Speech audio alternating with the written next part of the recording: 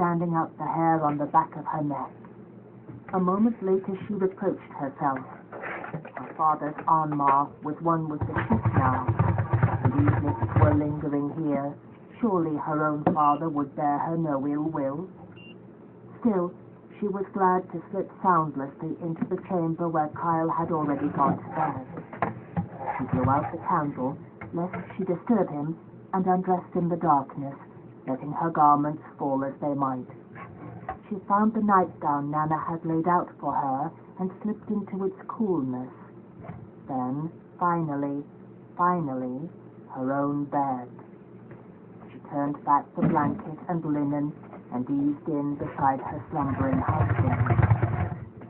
He opened his arms to welcome her in. He had not slept without her, but had waited for her here. Despite how long the day had been, despite how weary and sorrowful she was, that gladdened her. The child's touch did not detain that had been strangling her for days. For time he simply held her close. He stroked her hair, rubbed her neck, until she relaxed in his arms. Then he made love to her, simply and gently, without words, as moonlight showed into their bedroom from the high windows. This summer night's moon was bright enough to lend almost color to all it touched. On the bed, his shell of ivory, his skin showing the gold where sun had and had not touched it. Afterwards, as she curved her head and rested her head on his shoulder, all was silent for a time. She listened to the beating of his heart and the movement of air through his chest, and was glad of it, and of his warmth. Then she suddenly felt selfish and thoughtless, that she could possess all of this and enjoy it on the very night of the day when her mother lost her. The possibility of physical closeness and this kind of sharing. Black and warm from their love-making, it suddenly seemed too terrible a loss to exist in any world. She did not move away from Kyle, but closer, as her throat closed painfully, and a single hot tear slid across her cheek to drip onto his bare shoulder. He reached out to touch it, and then her face. "Don't," he told her gently, "don't. There have been enough tears today, and enough mourning. Let it all go for now. Don't let there be anything or anyone in this bed save we two." She caught her breath. "I'll try, but my mother's loss. I just truly realized what she lost. All this." Her free hand charted the length of him from shoulder to thigh before he caught it up and brought it to his mouth for a kiss. "I know. I thought of that too as I was touching you.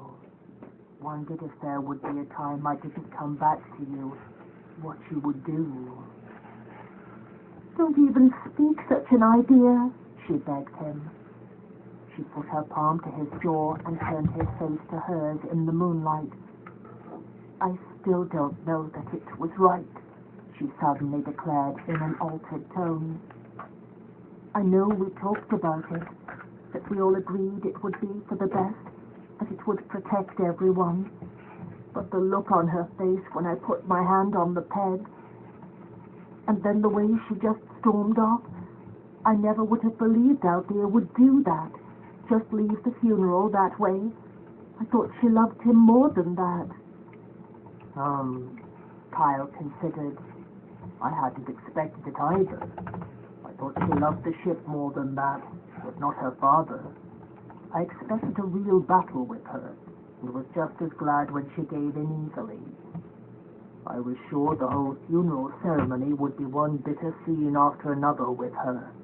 At least she spared us that, though I confess I'm uneasy as to where she is right now. The girl should be at home on the night of her father's death, not out gallivanting around a wild port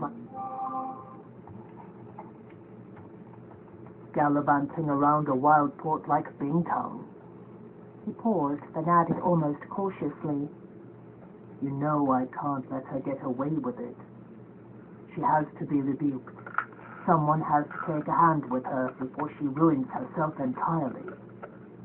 "Papa always said that Althea ran best under a light hand," Kefria ventured, "that she had to have room to make her own mistakes, as it seemed they were the only things she could learn from." Kyle gave a snort of disgust. "Forgive me, my love, but I think he said it to excuse himself from taking a father's stand with her. She's spoiled. She's been indulged for as long as I've known her, and it shows. She constantly assumes she's going to get her own way. It's made her selfish and thoughtless of others. But it's not too late for her. Finding out that was more of a shock to me than you can imagine. On the way home, when I lost my temper and ordered her into her cabin for the remainder of the voyage, I never dreamed she'd heed me. I was angry and barked out the words to get her out of my sight before I could really lose my temper with her. But she obeyed me, and I think she finally had time to do a lot of thinking.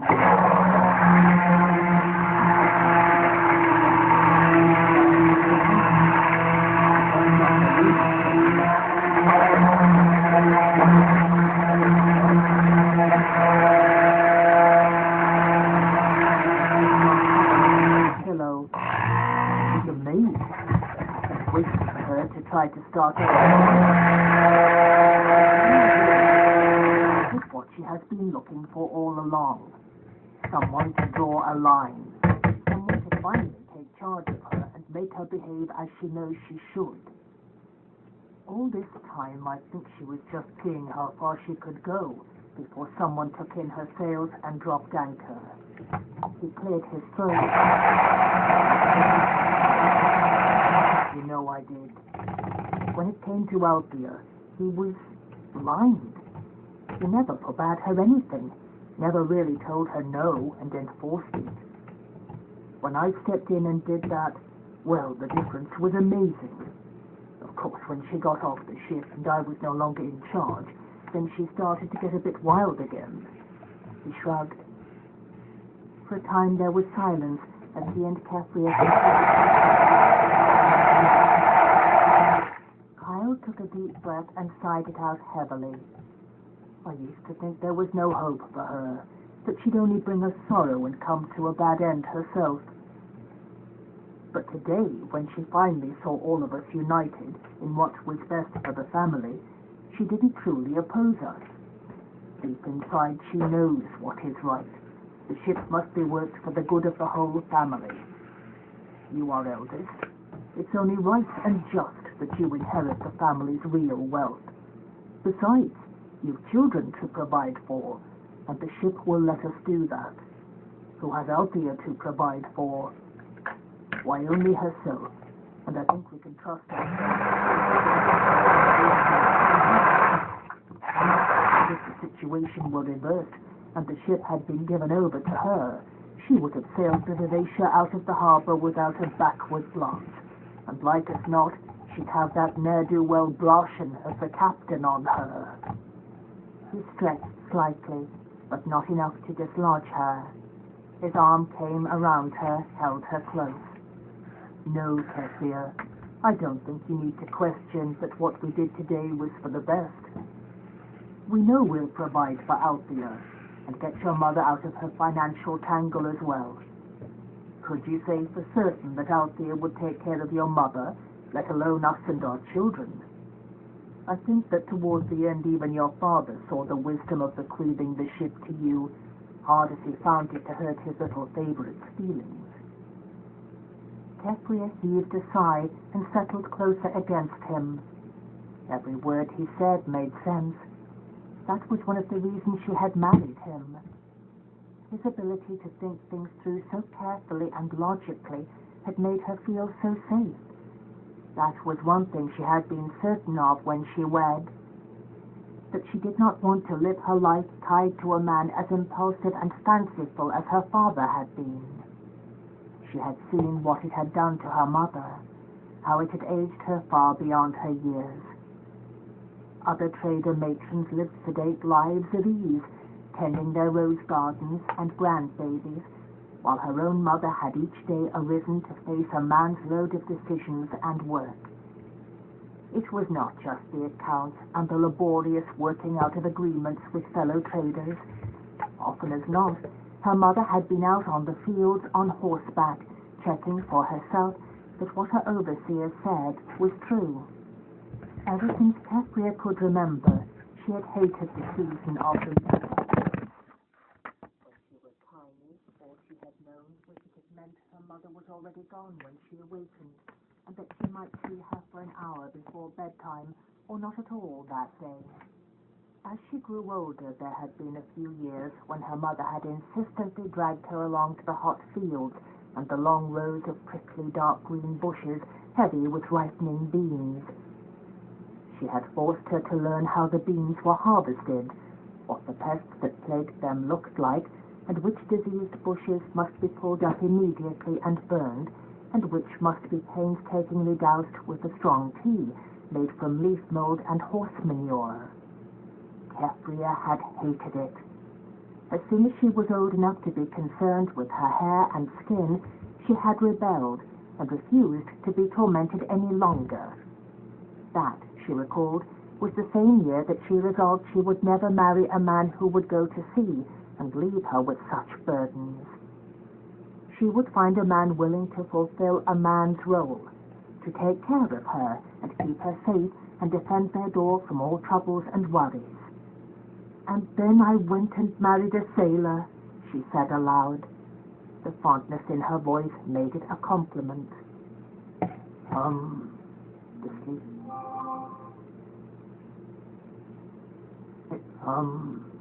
The sleepy question came from deep within his chest.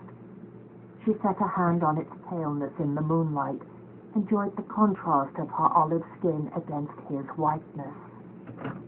I just wish you weren't gone so much, she said softly. Now that Papa is dead, you're the man of our family. If you're not around... I know, he said quietly. I've thought of that. I've worried about that. Why else do you think I must insist I take Wintrow on the ship with me? It's time he stepped forward as a man of this family and took on his share of the responsibilities. But his priesthood, Keffria objected in a tiny voice. It was very hard for her to disagree with her husband, but in this one area he had always before let her have her way. She could scarcely grasp that he might change his mind now. You know I never approved of that nonsense, he said quietly, as if in answer to her thought. Offering our firstborn son to the service of Tsar. That's a fine thing for the rich folk of Jamalia to do. Shows off their wealth, that they can offer up the labor of a son and think nothing of it. That's not the case with us, dear. But I knew you wanted it, and I tried to let you have it. We sent the boy off to the monastery. And if your father had lived for another handful of years, they could have kept him. But he didn't. Selden's too young to sail. The plain and simple truth of it is that this family needs Wintrow a lot more than some monastery in Jamalia. Tsar provides, you always say. Well, look at it this way. He provided us with a son 13 years ago, and now we need him. But we promised him, she said in a small voice. Inside her was a sort of agony. It had meant so much to her that Wintrow was a priest offered up to Tsar. Not all boys who were offered were accepted. Some were returned to their parents with the thanks of the monastery, but a polite letter explaining their sons were not truly suitable for the priesthood. Wintrow had not been returned.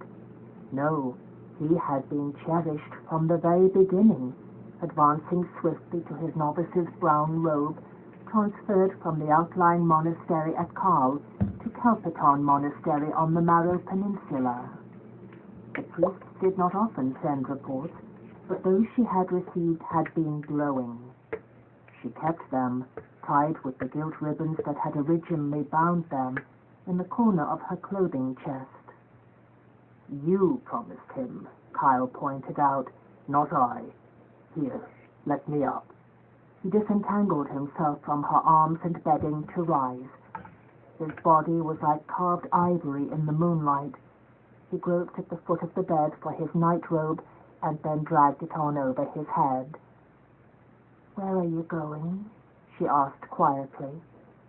She knew her comment had displeased him, but he had never quitted her bed to sleep elsewhere before. He knew her so well.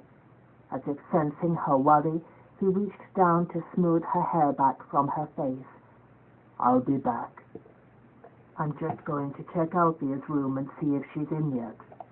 He shook his head. "I can't believe her foolishness. I hope she doesn't make a spectacle of herself in Bingtown tonight. When she has a few drinks, she's capable of saying almost anything. Scandal is the last thing we need right now. The family must be seen as stable and united until we get these financial problems under control. Any wild talk from Althea, and we could find our creditors panicking, thinking they should get what they can out of us while we've got it. Ah, well. We've had enough worries and grief for tonight. Try to go to sleep. I'll be back in a few moments either way." For a long moment, Brashen feared she was going to refuse his offer of escort. Althea wooed slightly on her feet as she blearily appraised him. He returned her gaze evenly. She was a sight. Her hair had come loose and sprawled across her brow and shoulders. Her face was smeared with the day's dust and her own tears. Only her dress marked her as a woman of quality, and its disheveled condition made it look like someone else's cast-off. Right now, he thought sourly, she looked more like a doxy looking for a tumble than the proud daughter of a Bingtown trader family. If she attempted to walk home alone, anything might befall her in the wildness of the night market. But in another moment she sighed loudly. "Aye," she said, and with another heavy sigh she took his offered arm. She leaned on him heavily, and he was glad he had jettisoned his sea bag earlier in the day. The tavern keeper holding it for him knew him well, and he had parted with several small coins to ensure its safety.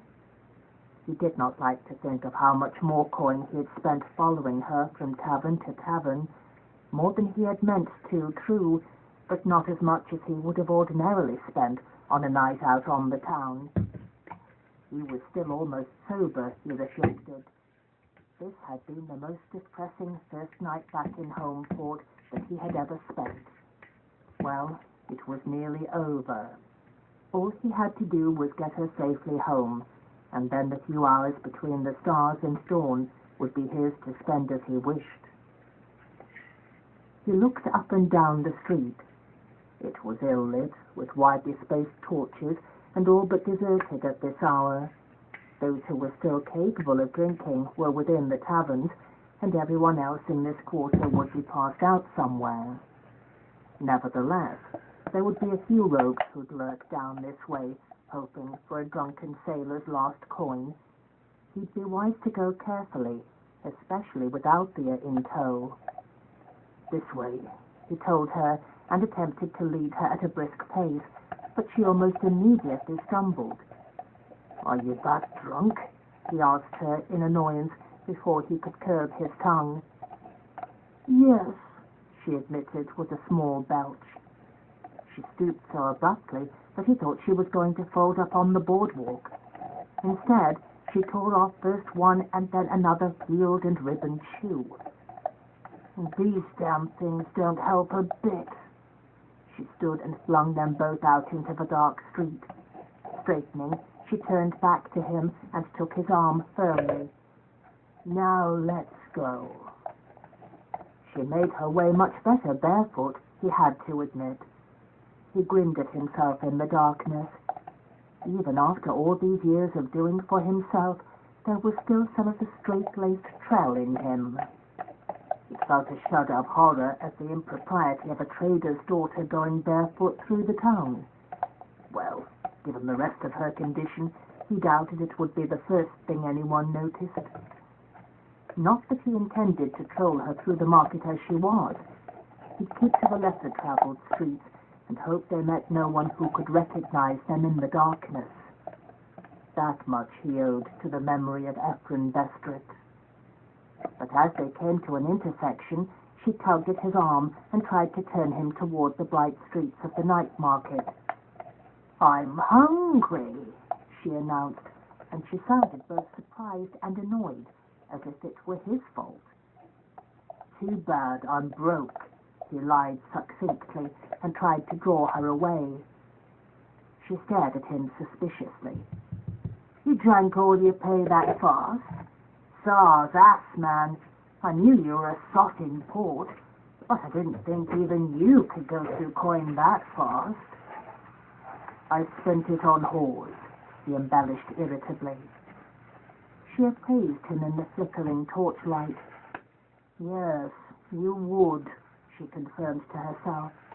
She shook her head. "Nothing you wouldn't do, is there, Brosh and Trell?" "Not much," he agreed coldly, resolute on ending the conversation. Once more he tugged at her arm, but still she resisted. "Lots of places there will give me credit. Come on, I'll buy for you too." She had gone from judgmental to effusive in one breath. He decided on a direct tack. "Althea, you're drunk and a mess. You're in no condition to be seen in any public place. Come on, I'm taking you home." The resistance went out of her, and he led her docilely along the semi-dark street. They were in an area of smaller shops here, some of an unsavory nature, others incapable of paying the high rent of a night market location. Dim lanterns shone outside those that were still open for business. Tattoo parlors, incense and drug shops, and those that sated the more unusual cravings of the flesh. He was glad that trade was paltry tonight. Just when he thought that the night's trials were over for him, Althea drew a long, shuddering breath. He realized she was weeping, all but silently. "What's wrong?" he asked her wearily. "Now that my father's dead, no one will ever be proud of me again." She shook her head blindly and then blotted her eyes on her sleeve. Her voice was choked when she spoke. "With him, it was what I could do. With all of them, it's how I look or what others think of me." "He had too much to drink," he said quietly.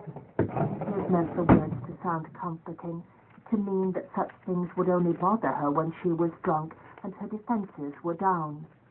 Instead, they came out sounding like another condemnation. But she only bowed her head to it and followed him docilely, so he let it be. He was certainly having no luck at making her feel better, and honestly, he was not sure that he wanted to make her feel better, or had any responsibility to do so. So her family had condemned her. Could she speak to him and forget how completely cast out from his kin he was? Only a few weeks ago, she had thrown that in his face. It wasn't fair of her to expect sympathy now that the tables were turned. They had walked some way in silence and he spoke again. "Roshan," she said quietly in a serious voice, "I'm going to get my ship back." He made a non-committal noise. There was no sense in telling her he believed there was absolutely no chance of that. "Did you hear what I said?" she demanded. "Yes, I heard you." "Well, aren't you going to say anything?" He gave a short, bitter laugh. "When you get your ship back, I expect to be first mate again." "Done," she replied grandiosely. Roshan snorted. "If I knew it were that easy, I'd have demanded to be captain." No, I'm going to be the captain, but you can be the mate. Vivacia likes you. When I am captain, I'm only going to have people we like aboard her." Thank you, he said awkwardly. He had never believed that Althea liked him. In a strange way it touched him. The captain's daughter had liked him after all. What? She asked him drunkenly. Nothing, he told her. Nothing at all. They turned into the street of the Rainwild River merchants. Here the stores were more ornate, and all but one or two were closed for the evening. The exotic and expensive merchandise they dealt in was for the very wealthy, not the wild and reckless youth that were the main customers of the night market.